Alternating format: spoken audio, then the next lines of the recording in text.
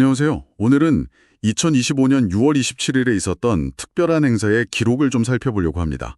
포천시 자원봉사센터의 오수님 사무국장님하고 이상원 과장님, 두 분의 퇴임식 음성 기록인데요. 한 분야, 특히 이제 지역사회를 위해서 10년 넘게 헌신한다는 게 어떤 의미인지 이 기록을 통해 좀 깊이 들여다볼까 합니다. 네, 반갑습니다. 이 기록 저도 흥미롭게 봤는데요. 그 시작을 김민정 팀장님이 여시더군요. 오수님 국장님은 16년, 그리고 이상원 과장님은 한 13년, 14년 정도? 정말 긴 세월이죠. 네, 정말 긴 시간이에요. 그냥 시간만 보는 게 아니라 김 팀장님 소개에서 구체적인 성과들이 바로 나오더라고요. 맞아요. 특히 오수님 국장님 같은 경우 그 재임 기간 동안 자원봉사자 수가 이게 1만 2천 명에서 4만 8천 명으로 거의 4배가 늘었어요. 네 배요? 와. 네. 그리고 봉사단체 수도 한 200개 가까이 늘었다는 점? 이게 그냥 된 건 아닐 거거든요. 뭔가 봉사자 모집이나 관리에 대한 전략적인 접근, 그리고 지역사회하고 얼마나 깊이 연결되어 있었는지를 보여주는 거죠. 그렇죠. 단순 숫자가 아니라 그 뒤에 노력이 보이는군요. 네, 그리고 또 2015년에 경기도 내 센터 평가에서 1등한 거나 아니면 세월호 3사나 코로나19 같은 그런 국가적인 재난 상황에서 늘 현장에 계셨다는 거, 이건 뭐랄까 단순한 행정가를 넘어서는 현장 중심의 리더십을 확실히 보여주는 부분이죠. 이상원 과장님은 기록에서 따뜻한 조력자 이렇게 표현되던데요. 어떠셨나요? 아, 네. 그 표현이 딱 맞는 것 같아요. 기록을 보면 뭐 사랑의 집고치기나 다문화 가족 지원, 재난 현장 지원 같은 거 있잖아요. 이런 실질적인 활동들. 그러니까 봉사자들하고 직접 부딪히면서 현장의 필요를 채우는 역할에 집중하신 것 같아요. 아, 그럼 오 국장님이 약간 큰 그림을 그리셨다면 이 과장님은 현장에서 그 관계를 다지는 역할을 하신 거네요. 그렇죠. 지역 축제하고 자원봉사자들 연결하는 역할도 하셨고요. 어쩌면 이런 관계 중심의 접근이 센터의 어떤 질적인 성장을 이끌었을 수도 있겠다 싶어요. 만약 지금 듣고 계신 당신이 어떤 조직 내에서 관계 형성이 중요하다고 생각하신다면 이분의 활동 방식에서 뭔가 힌트를 얻을 수도 있을 것 같고요. 네.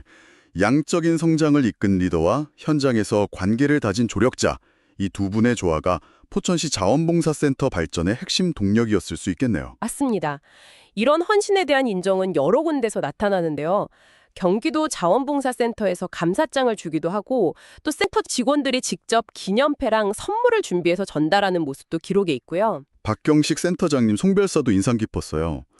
공직에서 그렇게 오랫동안 헌신하고 정년까지 완주한다는 게 얼마나 값진 일인지 말씀하시면서 또 가족들 지지에 대한 감사도 잊지 않으시더라고요. 네, 그렇죠. 조진수 시의원 출사도 있었죠. 아, 네.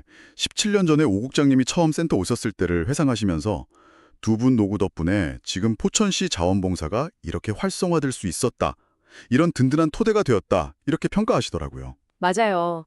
특히 그 오 국장님 건강 문제 언급하시면서 진심으로 건강 당부하는 모습은 이게 그냥 형식적인 축사가 아니구나. 뭔가 인간적인 교감이 느껴지는 부분이었어요. 그렇죠.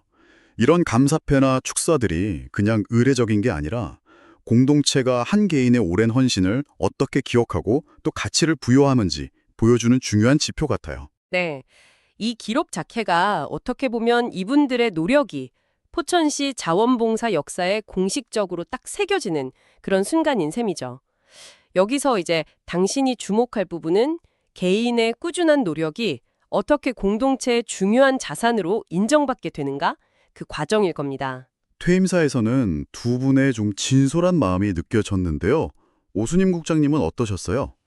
오 국장님은 이제 동료들, 지지자들, 가족들에게 쭉 감사 인사를 전하면서 가장 기억에 남는 일로 좀 의외 걸 꼽으셨어요. 의외일거요. 뭐였는데요?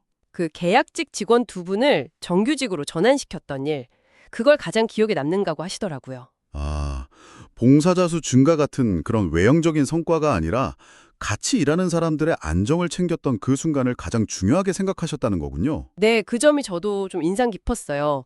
그리고 남아있는 직원들한테는 좋은 사람이 되어달라 이런 당부랑 최근에 좀 건강 문제로 입원하셨던 경험을 이야기하시면서 건강이 정말 중요하다 이 점을 또 강조하셨고요. 네, 이상훈 과장님 퇴임사는 어땠나요? 이 과장님은 정말 만감이 교차하는 듯한 그런 감정을 솔직하게 드러내셨어요. 아직 더 일할 수 있을 것 같은 마음하고 또 실제 몸 상태하고의 어떤 간극 같은 거 있잖아요.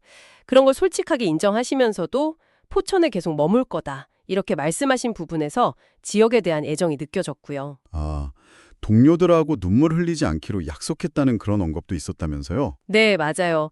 그런 말에서 진짜 오랜 시간 같이 일하면서 쌓인 끈끈한 동료애 같은 게 느껴지더라고요. 뭐랄까, 화려한 말보다는 이런 진심이 담긴 소회가 듣는 사람들 마음을 더 움직였을 것 같아요. 그리고 행사의 마지막은 동료들이 준비한 두 분의 추억이 담긴 영상 상영이었다고 하죠. 아, 정말 서로에게 특별한 시간이었을 것 같습니다.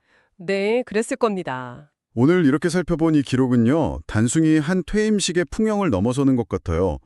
10년 이상 한 공동체를 위해서 헌신한 분들의 발자취, 그리고 그분들이 남긴 어떤 따뜻한 영향력, 이런 걸 보여주는 이야기 같습니다. 맞습니다.